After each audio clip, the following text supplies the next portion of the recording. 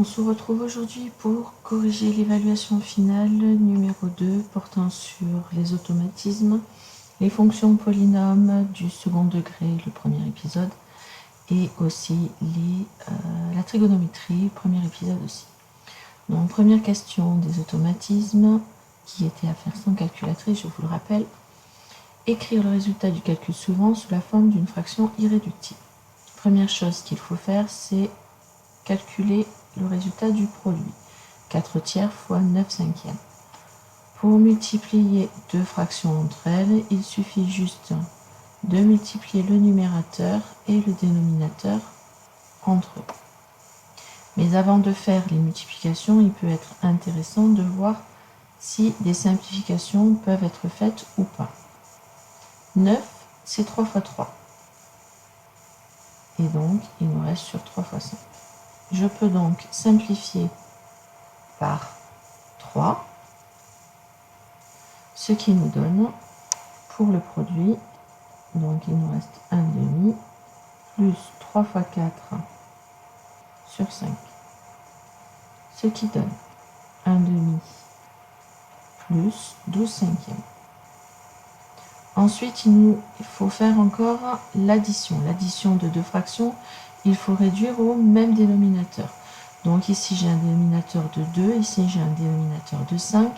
Donc le dénominateur commun sera 10. Ce qui nous donne donc, j'avais 1 demi et j'avais 12 cinquièmes.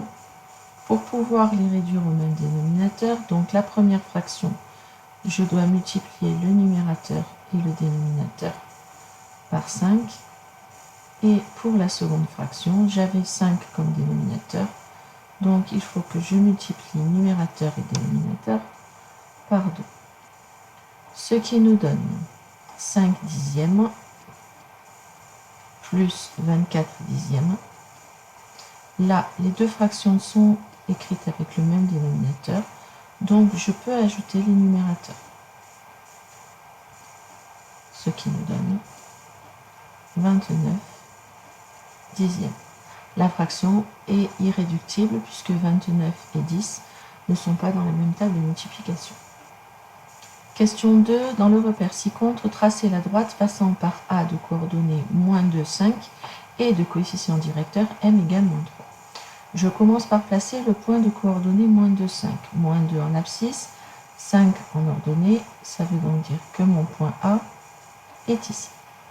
Ensuite, j'ai un coefficient directeur de moins 3, ce qui signifie que si je me déplace de 1 en abscisse, je me déplace de moins 3 en ordonnée.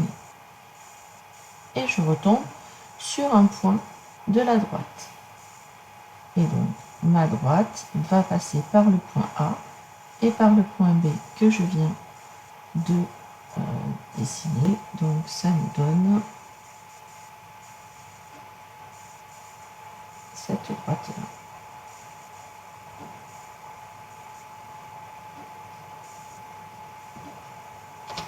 Question suivante, dressez le tableau de signes de l'expression algébrique moins 4x plus 3. Donc il s'agit d'un tableau de signes, donc on va être entre moins l'infini et plus l'infini.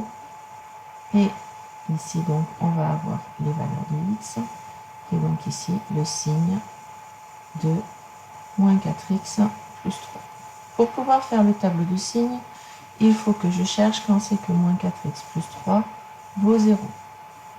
C'est équivalent à moins 4x est égal à moins 3, qui nous donne x égale moins 3 sur moins 4, c'est-à-dire 3 quarts. Donc, j'ai la valeur de 3 quarts ici, qui annule moins 4x plus 3. Ensuite, moins 4x plus 3 est la représentation graphique d'une fonction affine qui est décroissante. Si elle est décroissante, c'est qu'elle est d'abord, si je fais un petit schéma ici, donc elle coupe l'axe des abscisses en 3 quarts. Et donc, vu qu'elle est décroissante, elle est d'abord de signe positif, puis ensuite de signe négatif. Voilà le tableau de signes de moins 4x plus 3 que je vous demandais. Convertir en heures et minutes 2,4 heures. Ça veut dire que j'ai 2 heures et 0,4 heures. C'est ces 0,4 heures qu'il faut que je convertisse en minutes. On sait que 1 heure, c'est égal à 60 minutes. Donc, il faut que je fasse 0,4 fois 60 pour trouver le nombre de minutes. Ça fait 4 fois 6, ça fait 24. Avec un 0, puisque je multiplie par 60 en fait, mais j'ai un chiffre après la virgule, donc ça fait 24. Ce qui nous donne donc 2 heures et 24 minutes. Dernière question, développer et réduire l'expression 2x moins 3 facteur de moins 3x plus 5. Il s'agit de distribuer 2x moins 3, je le distribue à moins 3x, puis je le distribue aussi à 5, et je dois aussi distribuer moins 3 à moins 3x, et moins 3 à plus 5. Ce qui donne 2x fois moins 3x, ça fait moins 6x au carré. 2x fois 5, ça fait 10x. Moins 3 fois moins 3x, ça fait plus 9x. Et moins 3 fois plus 5, ça fait moins 15. Ce qui donne, quand je réduis, moins 6x au carré, plus 19x, moins 15. Voilà la forme développée et réduite de l'expression qui vous était donnée. On poursuit avec l'exercice 2. Donc, premier exercice, je vous donne une fonction polynôme du second degré qui vérifie f de 2 égale 0, f de 1 égale moins 27, et la droite x égale moins 3 est un axe de symétrie pour la courbe représentative de la fonction f. Et je vous demande de déterminer la forme factorisée de cette fonction. Si je fais une représentation graphique, un petit schéma pour représenter la situation, les informations que j'ai, qu'est-ce que j'obtiens?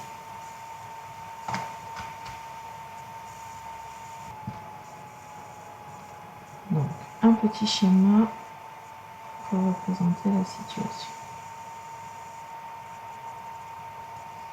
f de 2 égale 0 conduit à une information sur un point.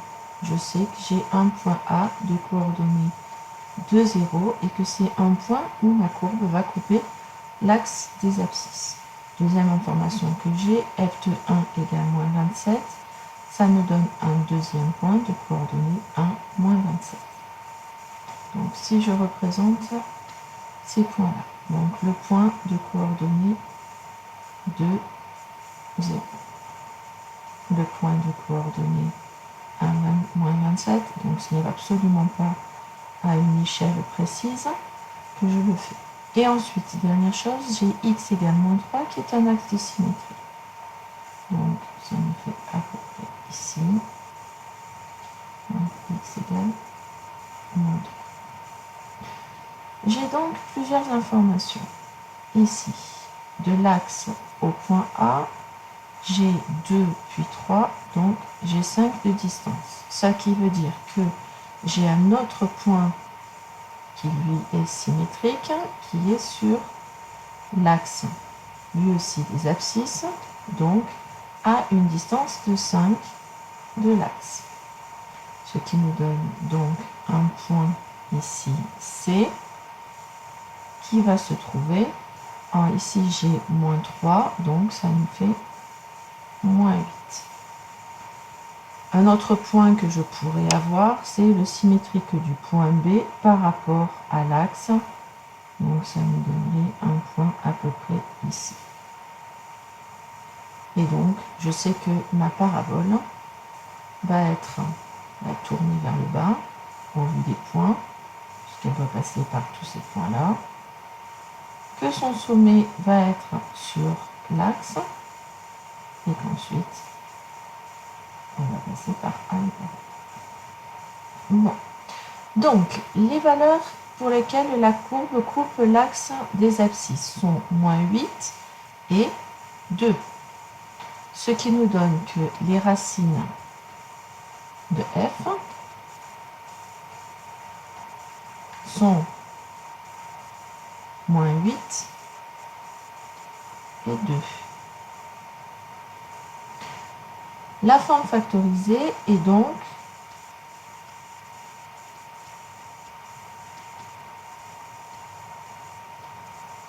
f de x égale a, que je ne connais pas pour le moment, facteur de x moins la première racine, moins 8, facteur de x moins la deuxième racine, 2. Ce qui fait, si je réduis un petit peu, ça fait a facteur de x plus 8, facteur de x moins 2. J'ai une deuxième information, je sais que f de 1 doit être égal à moins 27. Ça veut donc dire que a facteur de 1 plus 8 facteur de 1 moins 2, je sais que ça doit donner moins 27. Ça nous fait a fois 9 fois moins 1 qui est égal à moins 27. Donc moins 9a qui est égal à moins 27, donc a qui est égal à moins 27 sur moins 9, ce qui nous fait 3. Et donc f de x est égal à 3, facteur de x plus 8, facteur de x moins 2. Voilà la forme factorisée de notre fonction f. On poursuit avec l'exercice 2 où il y avait en fait 3 questions indépendantes pointant sur les fonctions du second degré. Je vous donnais la fonction g définie par g de x égale 2x au carré moins 8x plus 3 et je vous demandais de déterminer les coordonnées du sommet. Donc si g de x est égal à 2x au carré moins 8x plus 3, ça veut dire que a est égal à 2, b est égal à moins 8 et c est égal à 3. On a vu dans la leçon que le sommet est de coordonnées moins b sur 2a et f de moins b sur 2a. Ce qui nous donne ici moins b sur 2a, ça nous donne moins 8 sur 2 fois 2, ce qui fait moins par moins, ça fait plus, ça fait 8 quarts, ce qui nous fait 2. Et il nous faut calculer ensuite g de 2, ce qui fait 2 fois 2 au carré, moins 8 fois 2 plus 3. 2 au carré, ça fait 4, 4 fois 2, ça fait 8, moins 8 fois 2, ça fait 16, plus 3. 8 moins 16, ça fait moins 8, moins 8 plus 3, ça fait moins 5. Donc le sommet S est de coordonnées 2, moins 5. Question 2, résoudre 3x au carré moins 18 égale 9. Ça conduit donc à 3x au carré égale 9 plus 18, c'est-à-dire 27. Ensuite, je divise par 3, ça fait x au carré égale 27 sur 3, ce qui fait 9. Si x au carré égale 9, je vais avoir donc deux solutions. X qui est égal à racine carrée de 9, c'est-à-dire 3, ou x égale moins racine carrée de 9, c'est-à-dire moins 3. On n'oublie pas de conclure en écrivant que les solutions sont moins 3 et 3. Dernière question, troisième donc de cet exercice. Parmi les trois représentations graphiques données ci-contre, dire quelle est celle de la fonction h définie sur R par 2x au carré moins 6x moins 8. Nous avons trois représentations graphiques qui coupent l'aide des abscisses en différents points, en moins 4, en moins 1, en 1 et en 4. Nous avons aussi des courbes qui coupent l'axe des ordonnées en moins 4 et en moins 8. Si la courbe coupe l'axe des ordonnées, ça veut dire que h de 0 doit être égal à une certaine valeur. Ici, si je remplace x par 0, ça fait 2 fois 0 au carré, moins 6 fois 0, moins 8, ce qui fait moins 8. Donc, ça veut dire que la courbe de H coupe l'axe des ordonnées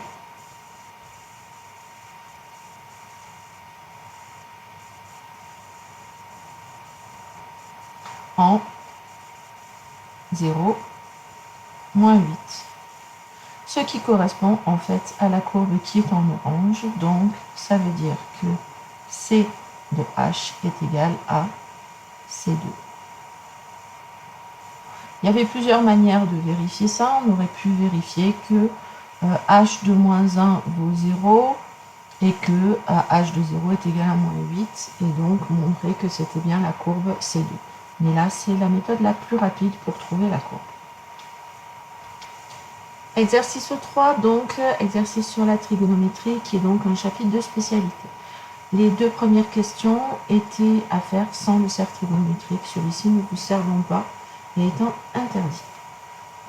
Donc, placez sur le cercle trigonométrique les points A, B, C et D, images respectives des réels, pi sur 4, moins 3 pi sur, moins 2 pi sur 3, 17 pi sur 6 et moins 11 pi. Donc, pour placer le point A, il faut que je place le réel pi sur 4.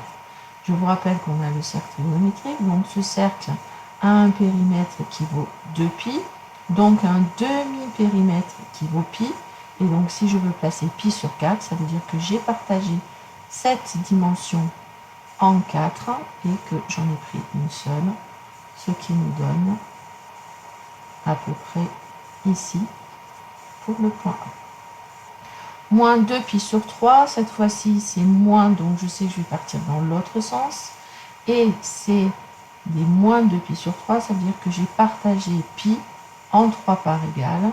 Donc ici, j'en ai une première, la deuxième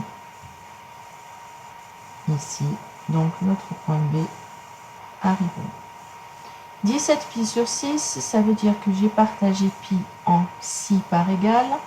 Donc si je partage en 6 parts, ça fait à peu près ici, puis ici, 2,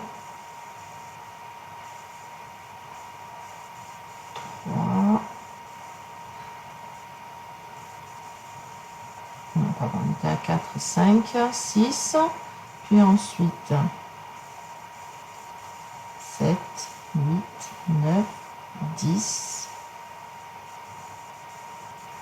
11, 12, 13, 14, 15, 16, 17, pi sur 6. Ça veut donc dire que le point C se trouve là. Et moins 11 pi, là, ça veut dire que j'ai partagé le cercle en 2. Donc là, j'ai moins pi, moins 2 pi, moins 3 pi, moins 4 pi, moins 5 pi, moins 6 pi, moins 7 pi, moins 8 pi, moins 9 pi, moins 10 pi, moins 11 pi. Ça veut dire que mon point D se trouve là. Même chose, mais en sens inverse, je vous donnais les points E, F, G et H et je vous demandais de me donner un réel associé à chacun de ces points. Donc, le point E se trouve ici. J'ai partagé pi en 3 parts égales, 1, 2 et 3. Je suis partie dans le sens négatif, donc E est l'image de moins pi sur 3. Le point F, il est ici. Ben, j'ai pas bougé.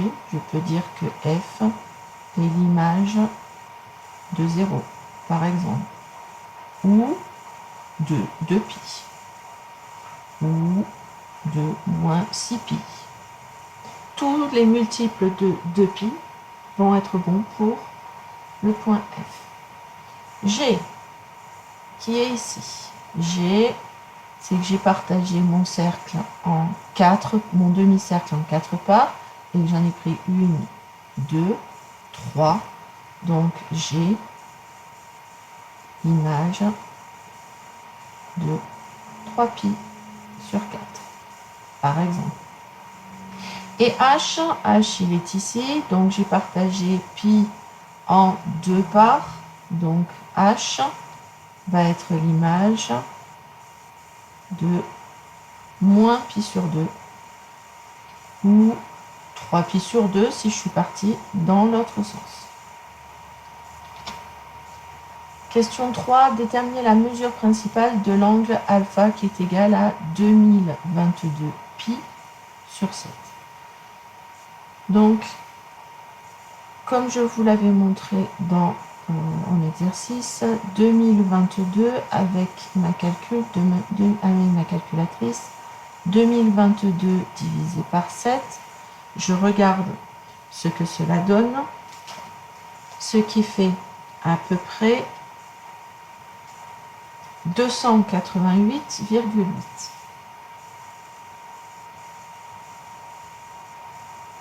Donc ça veut dire que 2022 pi sur 7 est compris entre 288 pi et 289 pi.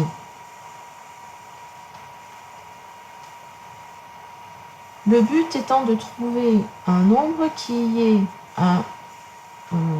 une mesure d'un angle qui est comprise entre moins pi et pi, mais qui, quand je le place sur le cercle trigonométrique, reste au même endroit. Pour qu'il reste au même endroit, ça veut dire que j'ai rajouté un certain nombre de tours, c'est-à-dire j'ai rajouté des multiples de 2pi. Des deux nombres que j'ai, le multiple de 2pi, c'est ce nombre-là. Donc, je vais me débarrasser de ce nombre-là. En faisant quoi? En faisant 2022 pi sur 7 moins 288 pi.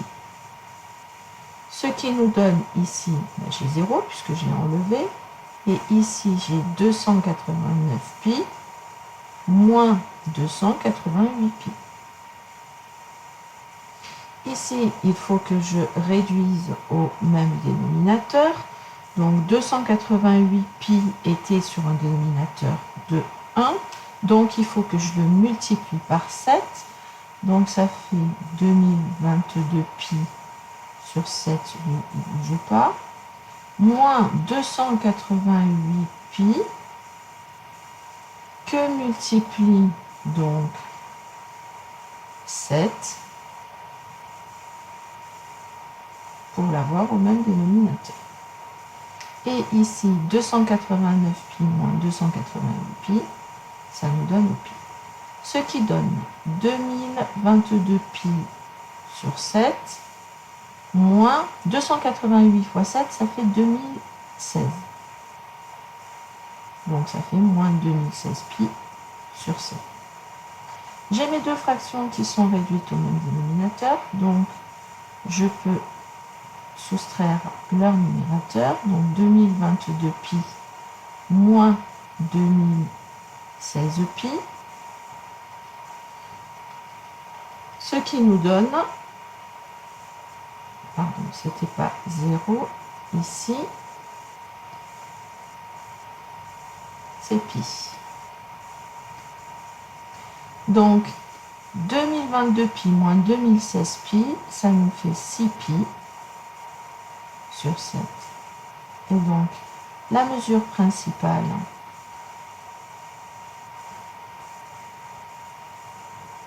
de alpha est égale à 6 pi sur 7.